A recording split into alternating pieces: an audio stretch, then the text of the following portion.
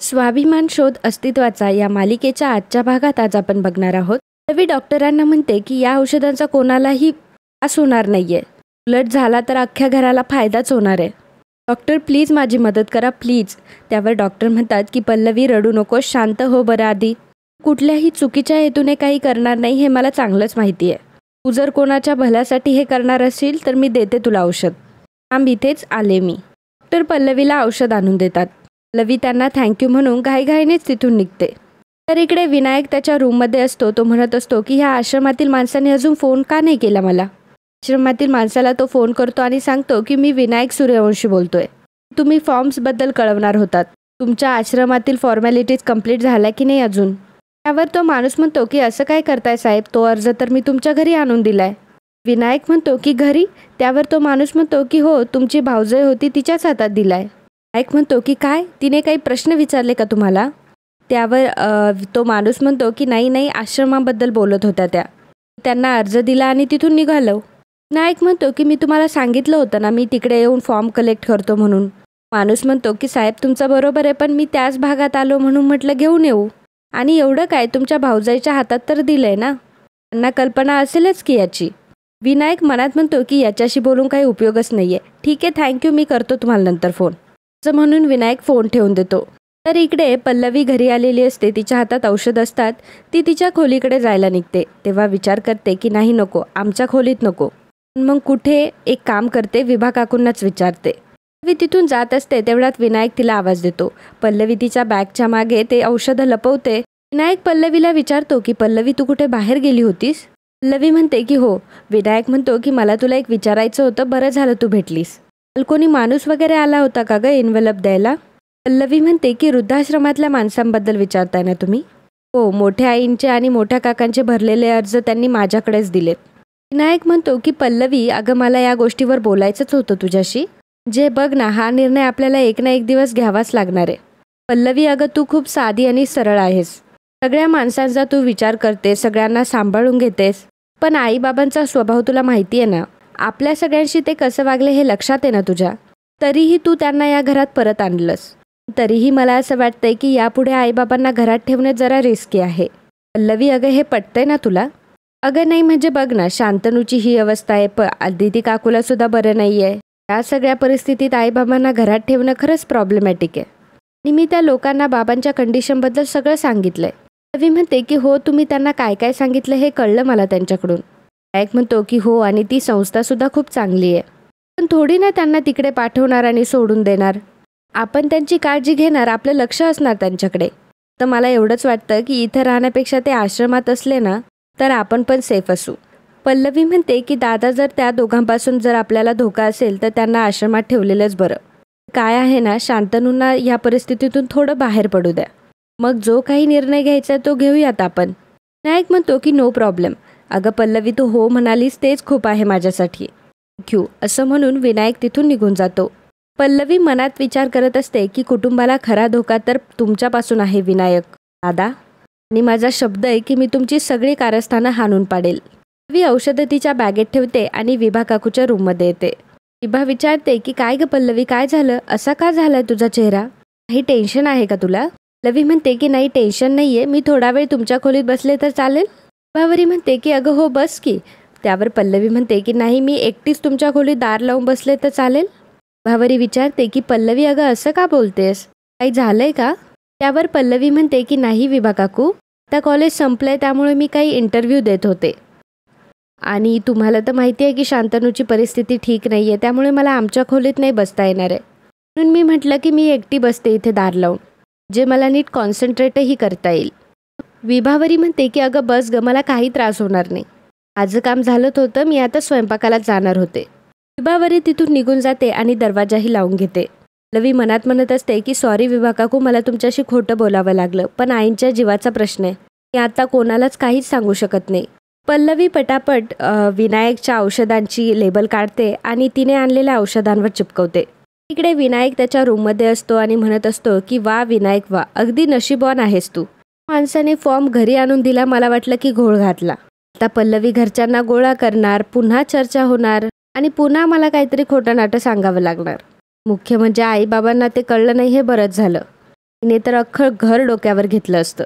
पण बरं झालं पल्लवी हो म्हणाली आणि सगळं अगदी सोपं झालंय. आता पल्लवीचाच उपयोग करून ह्या म्हातारीचं पार्सल वृद्धाश्रमात पाठवावं लागेल.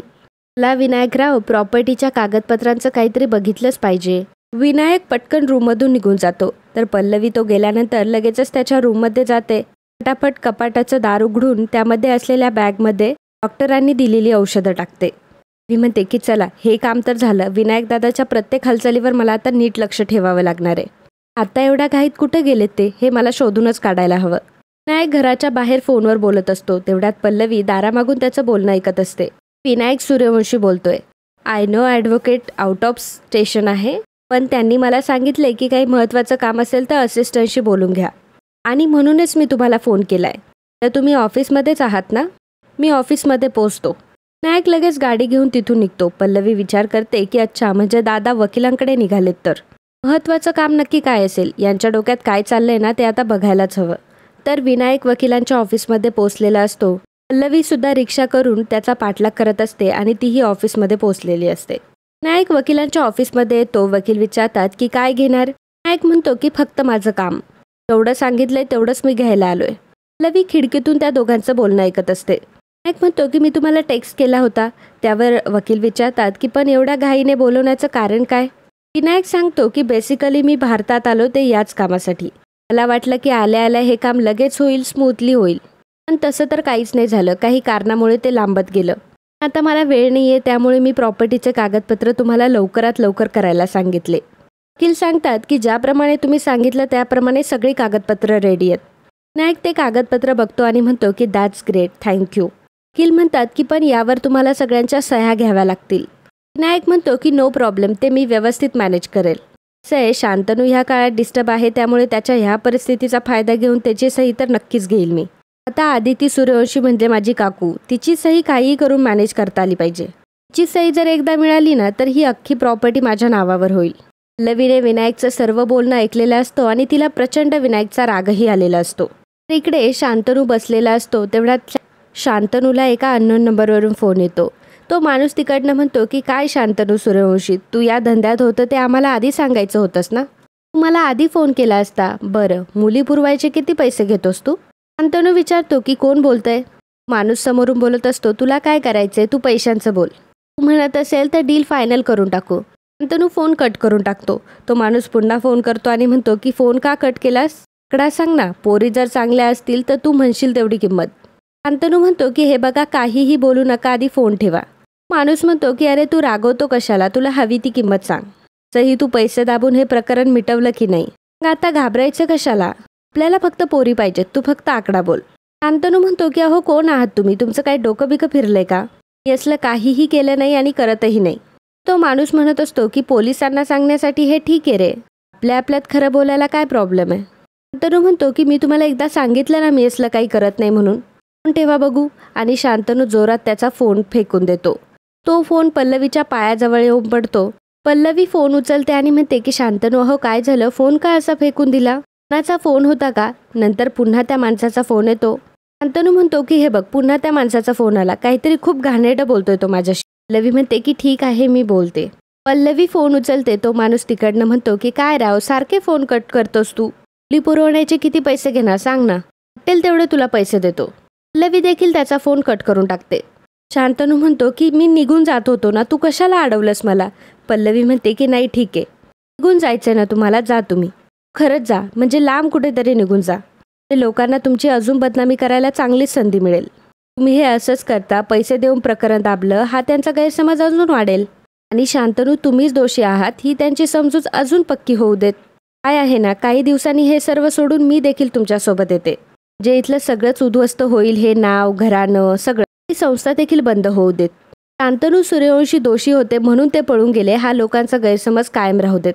हेच हवंय ना तुम्हाला, मग ठीक आहे तसंच होऊ देत. तुम्ही कधी जाताय सांगा मला, मी स्वतः बॅग भरून देते तुमची. लवी तिच्या बॅगमधून एक एन्व्हलप काढते आणि तिथून निघून जाते. लवी हॉलमध्ये येऊन बसते. तिला शांतनूचंच बोलणं आठवत असतं. ती रडत असते आणि विनायकचं वकिलांसोबत असलेलं बोलणं देखील तिला आठवत असतं. डॉक्टरांसोबत झालेली चर्चा देखील तिला आठवत असते. ती वृद्धाश्रमातून आलेला माणूस त्याच्यासोबत झालेलं बोलणं देखील पल्लवीला आठवत असतं. पल्लवी म्हणते की विनायकदादामुळे शांतनूची ही अवस्था झाली आहे. विनायकदादाच जबाबदार आहेत या सगळ्यासाठी. त्याचबरोबर त्यांना वाढवणारे हे असे पालक देखील जबाबदार आहेत. आणि तशी माती. आणि मित्रांनो, आजचा हा भाग इथेच संपतो. पुढील भागात आपल्याला पाहायला मिळणार आहे पल्लवी मोठ्या आईला वृद्धाश्रमातले अर्ज दाखवते आणि म्हणते की बघा, तुमचा स्वतःचा मुलगा तुमचे संस्कार कसे तंतोतंत पाळतोय त्याचाच पुरावा आहे हा. ती आई ते अर्ज बघते, तिला खूप वाईट वाटतं, रडत असते. पल्लवी म्हणते की आणि एवढंच नाही, सूर्यवंशीची अख्खी प्रॉपर्टी त्यांना फक्त एकट्याच्या घशात घालायची आहे. त्यासाठी सगळे पेपर्स करून तुमची योग्य ठिकाणी रवाना करण्याची प्लॅनिंगसुद्धा केले त्यांनी. हे ऐकून मात्र मोठ्या आईला मोठा धक्का बसतो, तसे मोठे काकांना देखील मोठा धक्का बसतो. तर मित्रांनो, कालच्या भागात कमेंट करणारे आपले दर्शक होते संध्या बोराडे, कविता मुधाळे, अर्चना रामाणी, सुमन धेंडे, रमा वाडकर, सुनीता सारंगकर, सुनीता आचार्य, नथाजी पाटील, सुमानी कार्ती, वन्या सेलम, अपर्णा मायेकर, DJ सुयश, मुकुंद कुलकर्णी, अजय वाकचौरे, सर्जेराव वारके, वंदना तांबडे, मुकुंद कुलकर्णी, रेखा चव्हाण, अंकुश अदे, सुवर्णा पाटे, शिल्पा तांबे, अभिषेक कांबळे, रेश्मा पवार, प्रिया लांडगे, नथाजी पाटील, अजय वाकचौरे, संध्या वाघमारे, दर्शना पांचाल, आराधना गजबे, नम्रता जठार, साधना निकम, सोमनाथ जाधव, अनिता लाड, प्रकाश वाटकर, हिरा हराड, चंद्रशेखर भातवाडेकर, सोनाली सावंत, शिवानी इराले, आकाश जाधव, रेश्मा भगत, मंदा खरे, बीना परांजपे, कुसुमताई भोसले, ऐश्वर्या, सुधाकर सोनार, आनंद केसवानी. तर मित्रांनो, या सर्वांनी कमेंट करून खूप छान प्रतिसाद दिल्याबद्दल खूप खूप धन्यवाद.